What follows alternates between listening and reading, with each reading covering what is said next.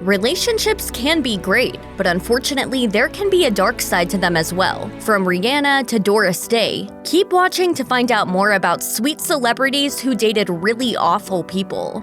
Rihanna is known for her genial personality. Unfortunately, her kindness has not always been reciprocated by those closest to her, and that includes the men in her life. Famously, the multiple Grammy Award-winning singer dated rapper Chris Brown. After first meeting as teens in 2004, the pair had a tumultuous relationship. In 2009, Brown subjected Rihanna to a brutal attack. TMZ obtained the official police report which details the injuries he inflicted upon Rihanna, including bleeding, swelling, and bruising. Speaking with Vanity Fair, she opened up about the abuse, saying, "A lot of women, a lot of young girls are still going through it, a lot of young boys too. It's not a subject to sweep under the rug, so I can't just dismiss it like it wasn't anything, or I don't take it seriously." The Umbrella singer added that she did not want to be defined by the abuse or perceived as a victim. Since then, Brown has been accused of abusing other women. In 2019, CNN reported that he was arrested in France on suspicion of rape, though he wasn't charged and argued that the accusation was false. Then, in 2021, TMZ reported that Brown had been accused of battery against a woman, yet another allegation in his long history of domestic violence claims. In addition to being an Oscar-winning actor, Marlee Matlin is famed for her sense of humor. Notably, she appeared at the Comedy Central roast of Donald Trump where she made some riotously savage jibes. Despite her tough exterior, Matlin has survived immeasurable suffering at the hands of her ex-boyfriend William Hurt. Hurt may be enjoying a career resurgence thanks to the MCU, but Matlin has accused him of subjecting her to horrendous cruelty. The pair dated after starring together in 1987's Children of a Lesser God. When Matlin won the Best Actress Oscar for the film, Hurt was evidently bitter because he did not win Best Actor, despite having won that very award the previous year for his performance in Kiss of the Spider-Woman. After winning the award, Matlin told The Guardian that Hurt said to her, "What makes you think you deserve it? There are hundreds of actors who have worked for years for the recognition you just got handed to you. Think about that." Additionally, in her memoir I'll Scream Later, Matlin accused Hurt of raping her. In a statement to E! News, Hurt admitted to the abuse, but attempted to attribute some blame to Matlin, saying, "My own recollection is that we both apologized and both did a great deal to heal our lives. Of course, I did and do apologize for any pain I caused."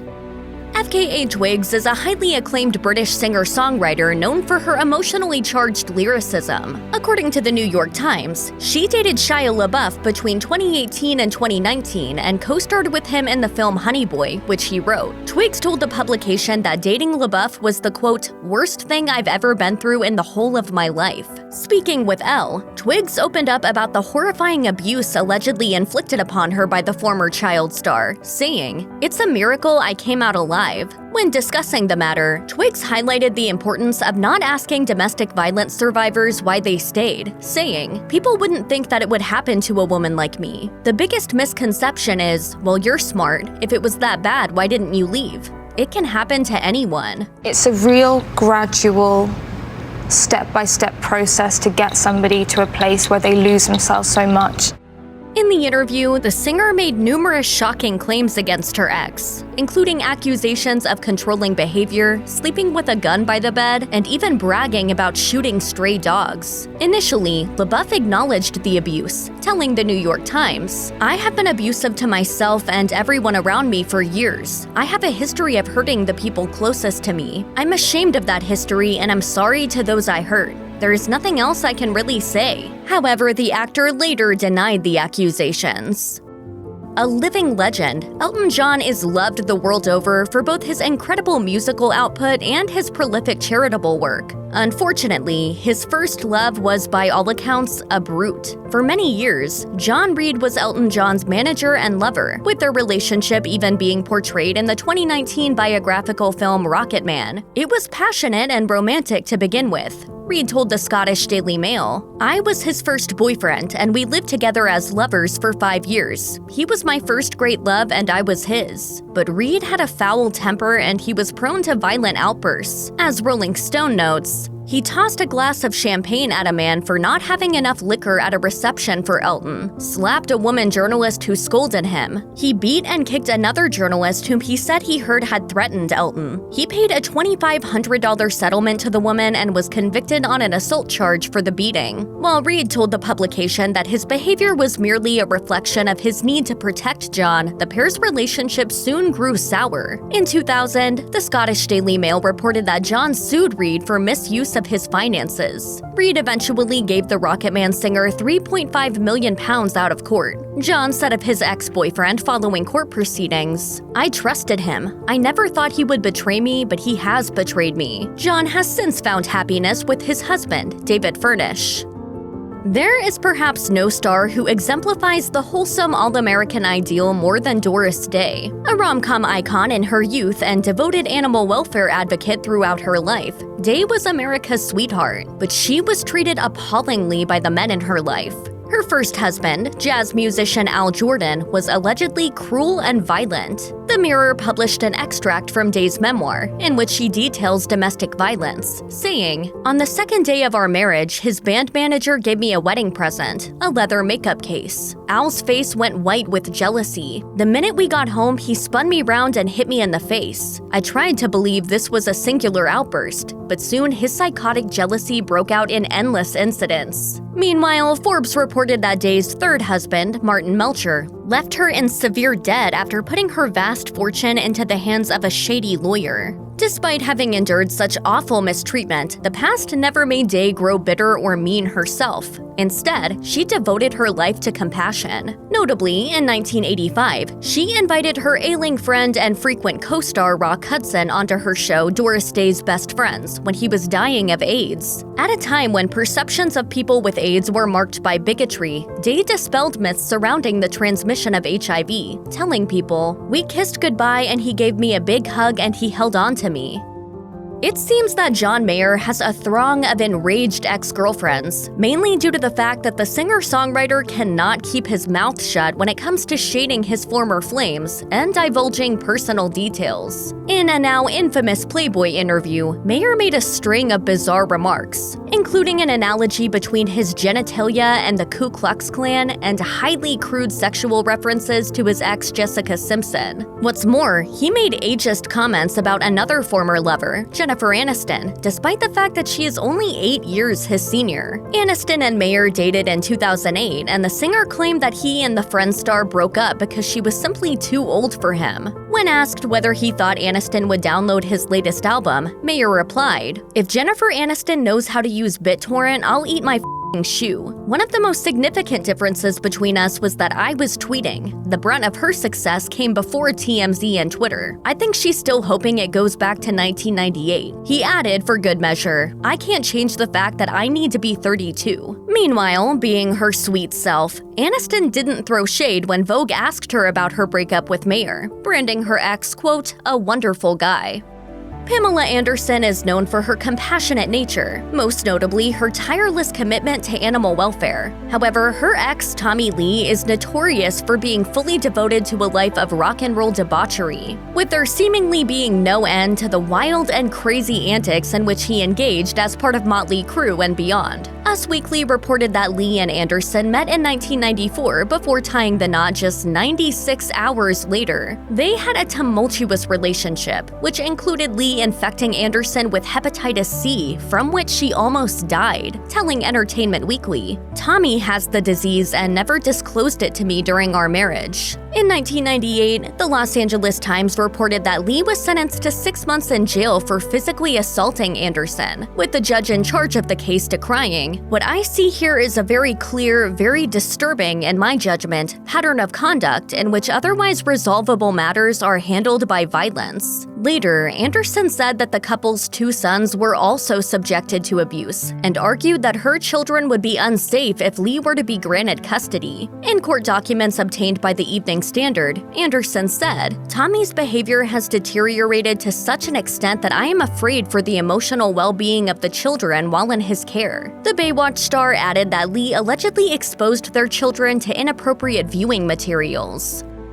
Mandy Moore is typified by her sweet and wholesome personality. Wilmer Valderrama, on the other hand, is not. During an appearance on The Howard Stern Show, Valderrama decided to brag a little as he spoke about his ex-girlfriends, revealing some of their intimate moments together. In particular, the That 70s Show star claimed in extremely graphic detail that Moore lost her virginity to him. He was goaded by Stern to give the specifics of the alleged interaction, as the host made allusions to the mechanics of sex with a virgin. Valderrama obliged and laid out the details of the supposed encounter. What makes this all the more problematic is the fact that Moore was only 15 when she first met Valderrama, who was a grown adult. Furious after listening to the interview, Moore told Elle that her ex's claims were flat-out lies. While she said that she did briefly date Valderrama, she emphasized that his anecdote was, quote, utterly tacky, not even true, and it hurts my feelings because I like him. Later, Moore appeared on Stern's show herself to again refute Valderrama's assertions, expressing her incredulity at the lies he spread. She told Stern, but also I was like, why would you ever talk about that to anybody and lie about it first of all?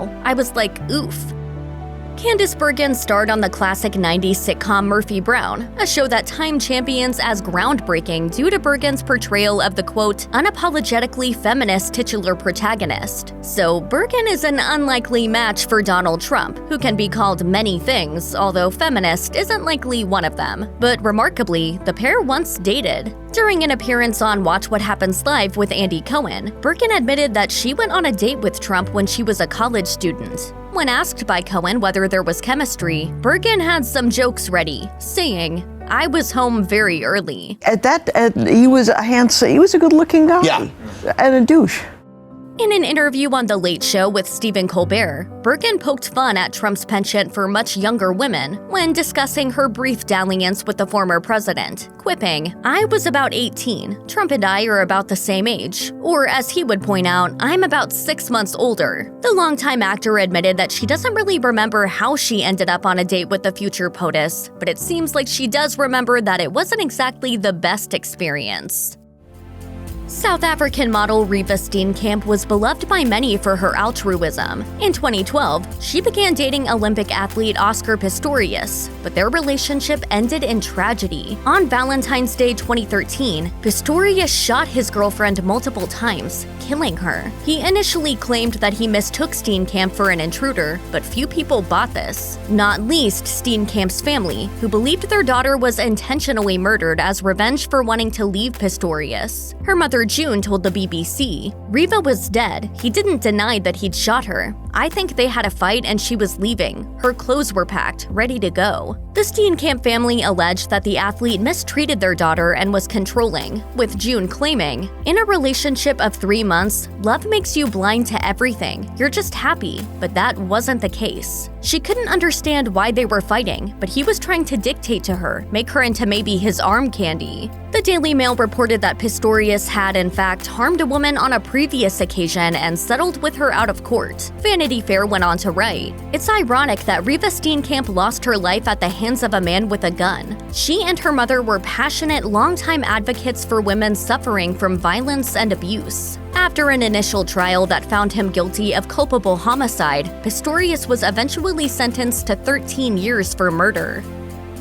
As the star of iconic series Charlie's Angels, Farrah Fawcett was immensely popular among fans. In the 1970s, the enchanting actor's accelerating stardom was dubbed the Farrah phenomenon. But while Fawcett was America's sweetheart, her boyfriend was a bona fide bad boy and alleged player. Fawcett and fellow actor Ryan O'Neal were long-term partners for decades until the former's death from cancer in 2009. But according to his daughter, Tatum O'Neal, he was abusive towards Fawcett. In a 1999 interview with Talk, the younger O'Neal said of her father, he had a terrible temper and was very violent. He beat her up. My dad was a Svengali for her. He took over her life, her career, but there was a price. Ryan had long been characterized by his less than savory public persona, dubbed a, quote, absolute complete narcissist in every way by his son, Griffin O'Neal, in an interview with CNN. Griffin claimed that his father cheated on Fawcett countless times, stating that he wasn't merely unfaithful, he was, quote,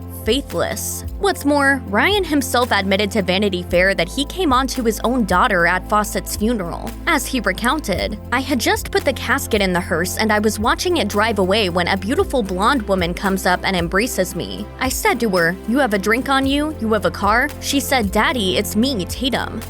James Franco was once everyone's favorite perennially grinning stoner who made a great double act with frequent on-screen collaborator Seth Rogen. But now, that reputation has been replaced by the characterization of Franco as a predator, and his once glittering reputation has been forever tainted in the wake of the Me Too movement. After starring alongside one another in teen comedy Whatever It Takes, Franco and fellow actor Marla Sokoloff dated for several years. Nearly a decade after they ended their relationship, Franco decided to make their private lives very public. During an appearance on The Howard Stern Show, in 2013, Franco bragged about making a sex tape in his youth, and eventually even identified the woman in the tape as Sokoloff, saying on the show, "It was with my girlfriend. She's an actress. She's married now. I'll say her name because it wasn't anything bad. It was an innocent thing we made for ourselves, and everybody knows. I dated an actress named Marla Sokoloff for like 4 years." But Franco's problematic behavior doesn't end there. In 2018, the Los Angeles Times reported that 5 women had accused the 127-hour star of sexual misconduct. Franco denies the allegations, but The Guardian reported that he did reach a deal with his accusers following a lawsuit that cited sexual exploitation. In 2019, Melissa Benoist opened up about being abused by an unnamed partner. The Supergirl star shared a video on Instagram in which she revealed that she was a survivor of domestic violence, and went on to speak a little about the anonymous abuser. He could be charming, funny, manipulative, devious.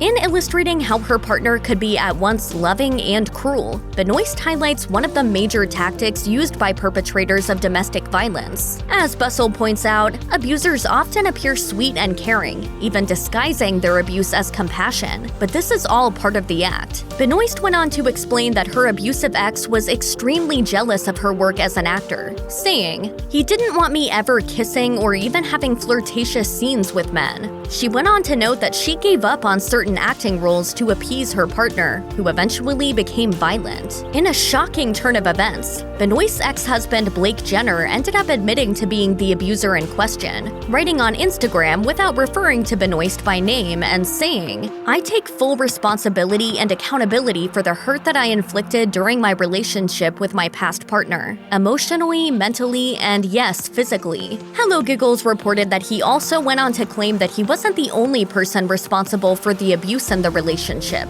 leading fans to accuse Jenner of victim blaming. Sarah Hyland remains one of the most popular Modern Family alums. The actor has withstood many challenges in her short life, including chronic kidney disease, but she always triumphs against adversity. One such challenge that she faced was the abuse inflicted upon her by ex-boyfriend Matt Prokop. In September 2014, TMZ reported that Hyland took out a restraining order against Prokop, who had allegedly choked her and threatened her life. With the help of her on-screen mom, Julie Bowen, Hyland was able to escape from Prokop, who, according to Hyland, quote, "relentlessly bombarded me with vile, threatening, and emotionally disturbing texts and voicemails." A month later, E! News confirmed that Hyland was granted a permanent restraining order from her ex. Following the abuse allegations, Prokop's acting career has, by all appearances, come to an end. Speaking with Refinery 29 in 2020, Hyland said that she is living with PTSD due to the harrowing experience, revealing, "A lot of people like to think that once you're out of an abusive situation, it ends there, but it doesn't. The emotional trauma and scars on the soul stay there, and they impact you for the rest of your life if you don't get help." Now, Hyland is working with domestic violence organization She Recovers to help survivors of abuse. She expanded on her PTSD diagnosis as well, saying, "I realize it's tied to certain things, and it's an endless battle of correcting yourself and having self-love. Self-care is an extension of self-love." Gigi Hadid and Zayn Malik seemed like a match made in heaven. The striking supermodel and the brooding former One Directioner appeared to be enjoying an idyllic lifestyle reserved for the most beautiful people in the world. But there was darkness lurking beneath that perfect A-list facade. In a turn of events that no one expected, Malik was arrested in 2021 for the harassment of Gigi's mother, Yolanda Hadid. TMZ reports that Malik allegedly, quote, shoved Yolanda into a dresser, causing mental anguish and physical pain, though the singer denies this. Malik faces 4 criminal charges, having pled guilty to 1 charge of harassment. The Telegraph obtained legal documents relating to the case, with Malik accused of hurling insults toward Yolanda and telling her to, quote, stay away from my daughter, in reference to the couple's child Kai, who was born in 2020. Additionally, the documents claim that Malik also yelled at Gigi as well, demanding that she, quote, defend your partner against your mother in my house. The Telegraph reports that Malik has been ordered to attend domestic violence programs and anger management following the alleged foul-mouthed tirades. In a statement to People, Gigi broke her silence on the case, with a representative for the model stating for the publication, Yolanda is of course very protective of Gigi. She wants the best for her daughter and grandchild. Gigi is solely focused on the best for Kai. She asks for privacy during this time.